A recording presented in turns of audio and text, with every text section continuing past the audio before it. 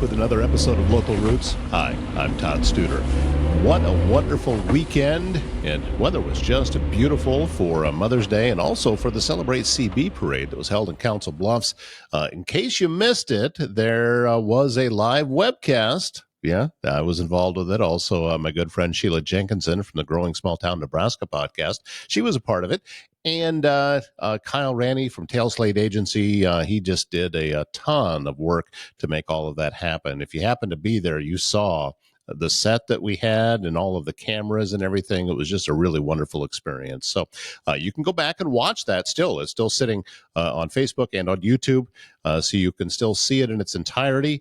And also, yesterday being Mother's Day, I hope that you had a wonderful day yesterday. And I got to take in the Art and Music Festival that was going on in Malvern on Saturday as well. That was a lot of fun. Thanks to Zach Jones from Art Church for making all of that happen. And saw some great music, or heard some great music.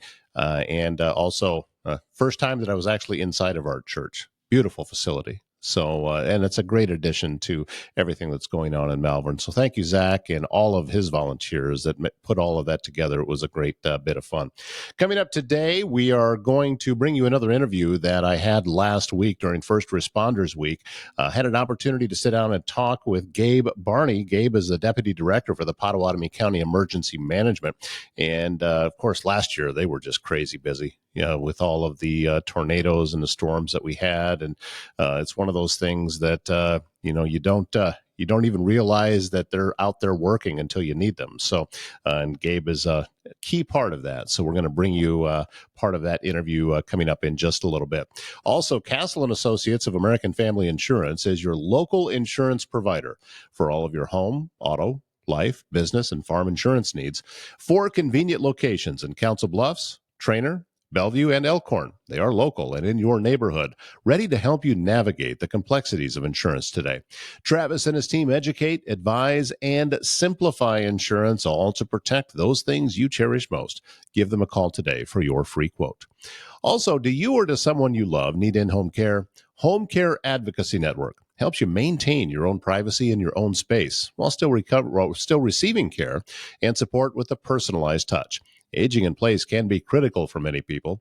Home Care Advocacy Network can meet those needs with an understanding that assisted living is best at home. HCAN of Southwest Iowa brings the personal touch to care at home in Council Bluffs, Glenwood, Red Oak, Clarinda, and all the surrounding communities. Visit hcan.com/Southwest Iowa to learn more. Well, the way I do these things is I just kind of jump in.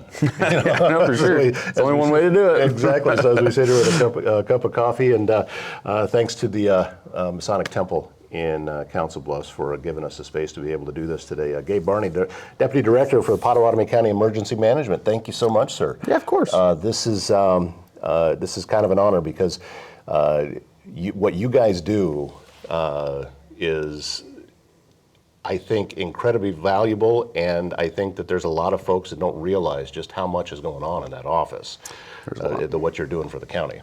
There's a lot. That's yeah, like you said, there's a lot more than what people think, and we're not doing the job to kind of get noticed, essentially. Right, no, exactly. You know?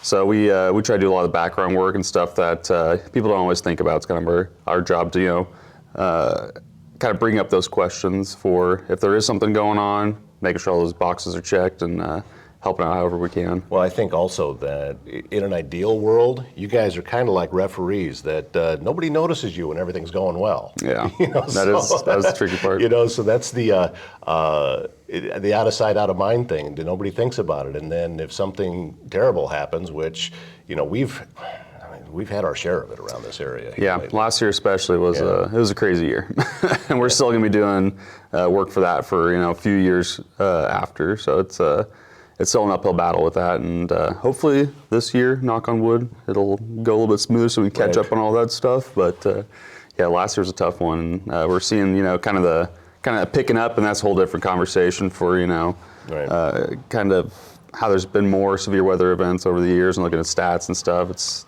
still ramping up, and severity of them are as well too. Well, and that in itself that's a stat that you can track, but it really doesn't help you with your job because you still have a job to do. So if they're there, then that's when you guys step in. So the severity and the different things that are going on with that's somebody else's somebody else's project. You need to be there to help folks when they need it. What would you say that some of the things that you learned as you were going through this process, and especially with with the tornadoes that we had last year and the amount of damage, which Minden obviously got a ton of damage and a ton of attention, but there were other places too. There was a lot of places around the county that were hit that we didn't see on the news. Mm-hmm. So as we're kind of going through that, and as you were saying, like, we don't have time necessarily to track those stats. Mm-hmm. Or we do that. We track, we pay attention to them, but we had Minden happen, which is, we were deployed out there with our mobile emergency operations center, working through that, helping them out as much as we can, getting resources set up. And then that was declared as a federally declared disaster. So it met the certain threshold for the Stanford Act. And so that happens. The most recent one we had before that was COVID. And before that, I would say it was the 19 floods. Yeah. So we had that happen, presidentially declared disaster. And then we had a hail event and another tornado happened right after that. That was another federally declared disaster. And then we had the floods right after that. That was another federally declared disaster. So it was, somehow the stars aligned and they're mad at us for some reason. So all that happened, there's three, and we're the only, from the records that we saw, the only county in the state of Iowa that's ever had 3 concurrent federally declared disasters. That will make you feel like, okay, I've earned my job. Yeah, yeah. At this point. And that's kind of our joke in the office, is like, we know we're doing a good job because no one's asked for our jobs yet. That's a really good point, because I'm sure that not just your time, but also your resources were really stretched to the limit with all of this that was happening. Yeah, it was. We were even short-staffed kind of during the kickoff for all of it as well, too. So we're putting in all the hours for it, and we're happy to do it, obviously. That's kind of where bread and butters go, and help with that stuff. We prepare for it. We try to get other people prepared for it when the bad stuff does happen. So that's where we make our living, is go out and doing that stuff, and that's what we're here for. What about when the bad stuff doesn't happen? I mean, what takes up your day? What are some of the things you're working on when we don't have a disaster specifically to work on? So there's the logistics stuff as part of it. We have a decent amount of resources available, like different disaster response trailers, some barricade stuff, state assets, generators, flood pumps, our mobile emergency operations unit that we got a couple years back. And so that takes up a little bit of logistical stuff, just fleet maintenance to a certain extent, administrative work. We go through county for administrative stuff. We have a staff of 5 right now, so it's the director, Doug Reed, myself, and then 3 other staff. We also help with planning training exercise. So we'll host different trainings at our office. There's so many plans that need to be approved each year for different jurisdictions, countywide stuff. And we're also trying to get up on something we launched actually yesterday. A full launch today, soft launch yesterday, was our daily operations briefing. We used to send it out to stakeholders. It's on our website now, so it'll update you on the whole county layout for what's happening, certain hazards that could be coming, or if there is a certain incident, you can see how we're responding to it. So there's also some technical stuff we're getting spun up on, and we pride ourselves to be kind of ahead of the game on that. So you always think, it's kind of always a hard question, because there's so many fires that pop up kind of throughout the week that you don't even think of, that end up taking up a lot of your time. So what do you feel that was there a learning curve as a lot of the things that you trained for and put all of the policies in place as they happen? Do you feel that they were all-encompassing and you were able to use those and take care of things, or did you learn things as you went through, like 3 federal disasters all in a row, that, okay, we can now use these and we know that we can do better coming out the backside should worst case scenario this ever happen again? Yeah, I mean, you're setting yourself up to fail if you don't learn from your mistakes. I mean, there was mistakes made, obviously, going through with any large, you wouldn't be able to do everything correct. If you did say you do everything correct for any of those disasters, you're doing yourself a disservice, because you're not one to learn from yourself. I would think, too, that there's no way to anticipate some things until it actually happens. So we had no idea this was going to happen.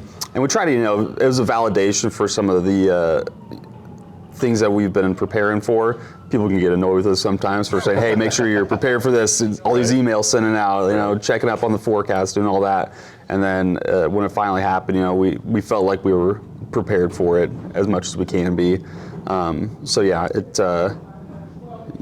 There's a saying that I almost put on my email signature. It's plans are nothing, but planning is everything.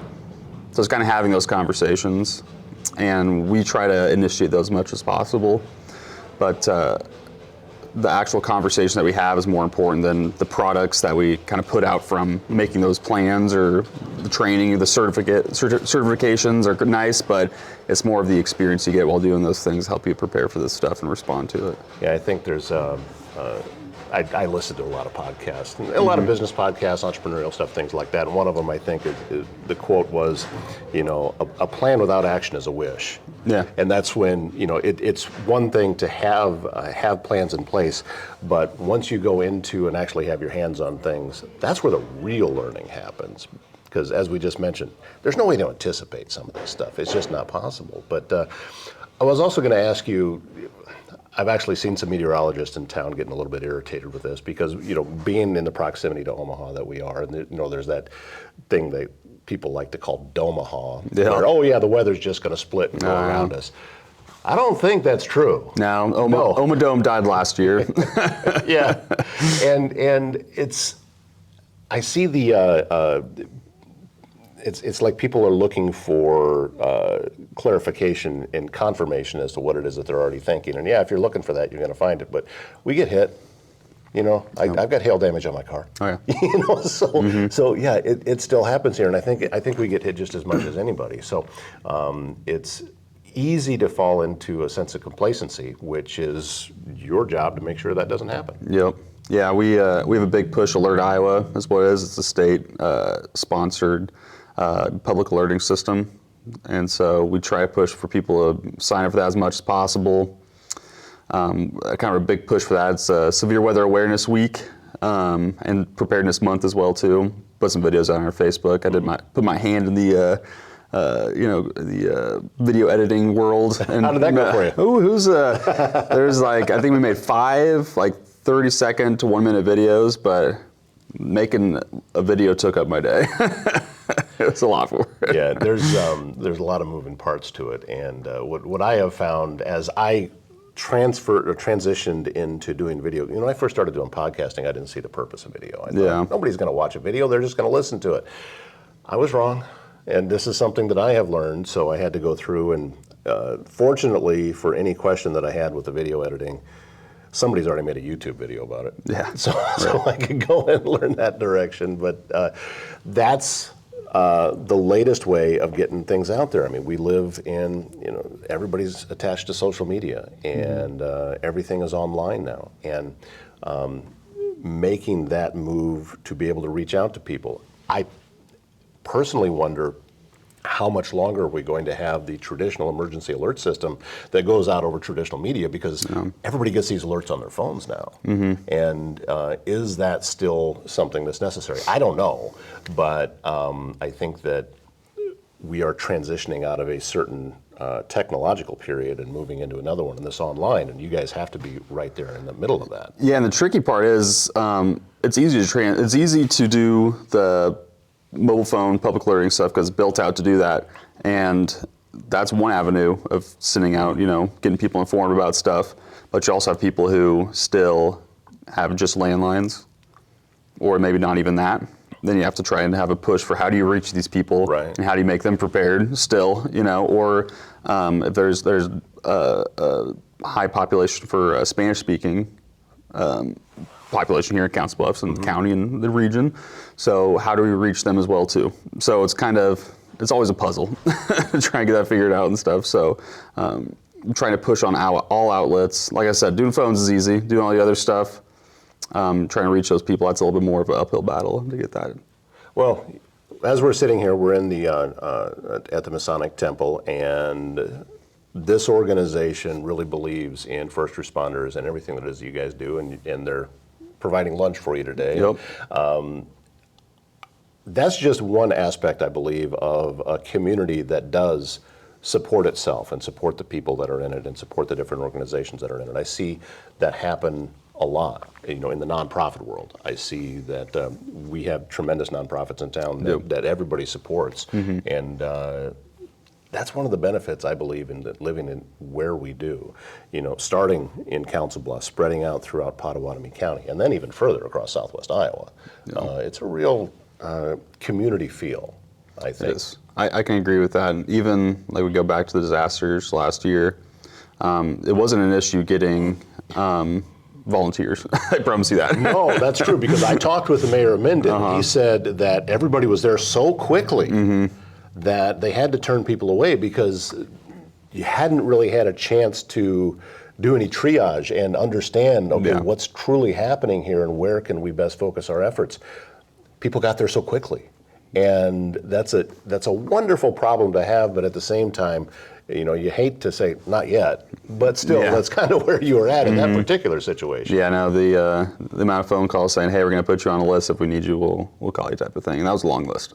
Yeah. So it was, like I said, it's a good problem to have, but the people we did have there, they worked their tails off and it worked out great. Yeah, and everything went very well. So, what are you focused on now? What is it taking up your days as of today? Because we haven't had anything horrible happen, for just a little bit here. So, what is it that you're getting ready for? I mean, is it further planning? Is it further putting things in place? Yeah, still a little bit of planning, trying to modernize the agency a little bit. This kind of push for the daily operations brief, adjusting our website and everything, getting that spun up, taking up a little bit of time.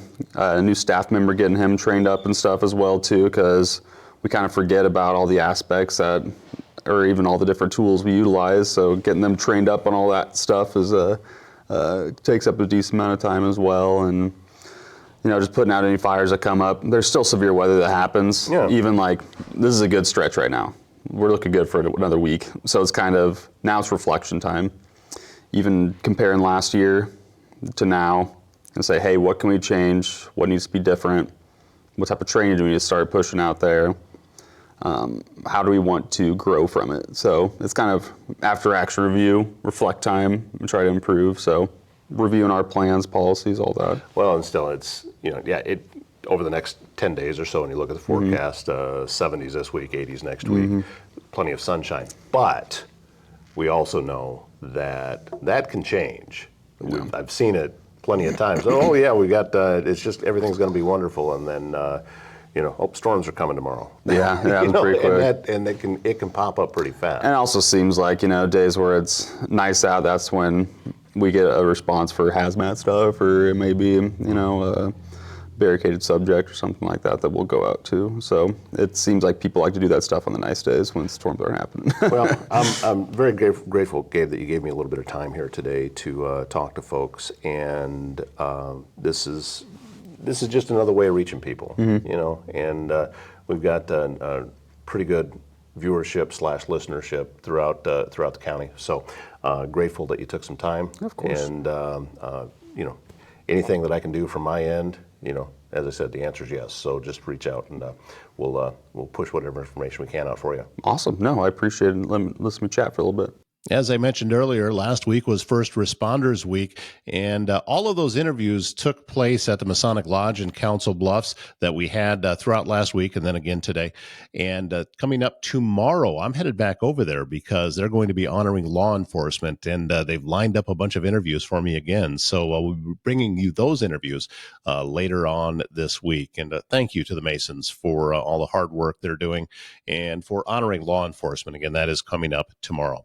If you need precision metal fabrication done right, look no further than Foxco Fabrication in Council Bluffs. From custom welding to large-scale manufacturing, they're going to bring your ideas to life with expert craftsmanship and cutting-edge technology. Whether it's industrial, commercial, or custom fabrication, They get the job done on time and built to last. You can look at everything they do online. Go to foxcofab.com. If you have a unique project, those are the ones they especially like. So just reach out and make that happen. If you have a leak or a clogged drain, or maybe you're planning a big remodel, you're going to want to get a hold of Waldstein Plumbing in Council Bluffs. Fast, reliable service and expert craftsmanship, handling everything from small repairs to major installation. They take pride in doing the job right the first time. Residential or commercial, big or small, when plumbing problems strike, call Waldstein Plumbing. Visit waldsteinplumbing.com for a free estimate. I got a kick yesterday as I was at the Celebrate CB parade, and towards the end of the parade was the Waldstein Plumbing and AirServe Heating and Air Conditioning exhibit, or entry into the parade. They were pulling an excavator, and owner of a Waldstein Plumbing, that's Hayden Waldstein, he was in the back of the truck on the phone doing business in the middle of the parade. I thought it was just awesome. And a big thank you to them for helping us out to be able to bring that parade. Again, as I mentioned at the beginning of the show, you can go back and watch the parade in its entirety. So if you were at the parade, now you can go back and watch and see everything that we did and see a different view probably than where you were at, unless you were standing next to us. But still, you're going to get our commentary with it. And we even did about a 30-minute pre-parade show as well. So go back and watch. I would encourage you to do that. And thank you very much to all the sponsors that we had that made that possible. We have wrapped up a show for this Monday. I hope your week launches well. My name is Todd Studer. We'll see you back here tomorrow morning.